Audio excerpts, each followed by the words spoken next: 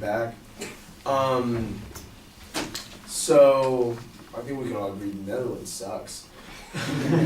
All right, so let's be honest. They said, for example, like a certain facility, a doctor hurried up a patient so they could have a bed open for another patient. That's why they wanted to speed up the process of death of the whole suicide.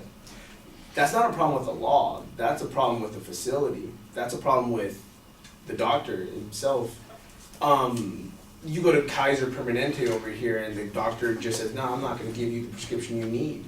That's his problem. That's the doctor's problem. I'm not shutting down the problem or putting it under the rug. The truth is that's the doctor himself. He's making the error. He's making the issue. Because of something that happened, let's say, for example, over there, doesn't mean all Kaiser Permanente is corrupt and we can't trust their diagnosis or we can't trust their facilities. That's not true. It's the doctor. It's the facility. So again, the problem lies with the facility, not the law. Now,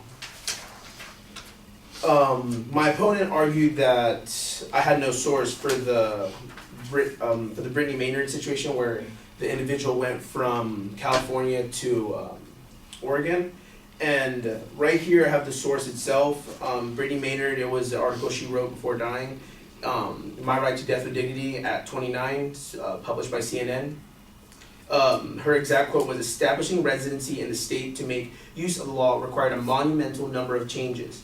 She had to find new physicians, establish residency in Portland, search for a new home, obtain a new driver's license, and change her voter's registration. So we could sit here and argue about if it's right or wrong, but this individual went through it herself. Now, we heard another thing saying that, for example, there's not a lot of court case or laws on it, and there actually is. In 1997, the U.S. Supreme Court ruled that physician-assisted suicide is not protected liberty interest under the Constitution. However, the ruling in Vacco v. Quill and Washington v. Glucksberg left the door open for states to permit physician-assisted suicide. And this is published by U.S. Legal Right to Die. Now, a couple more points.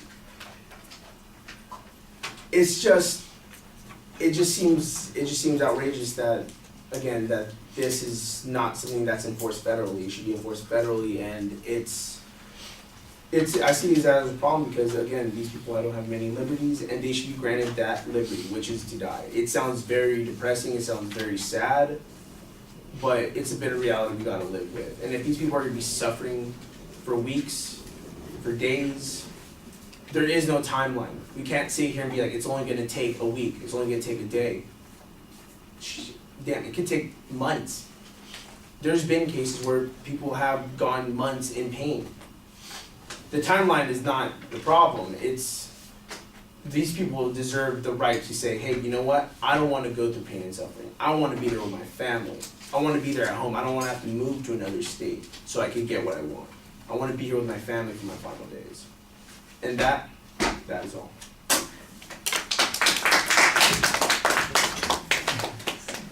You're a baby.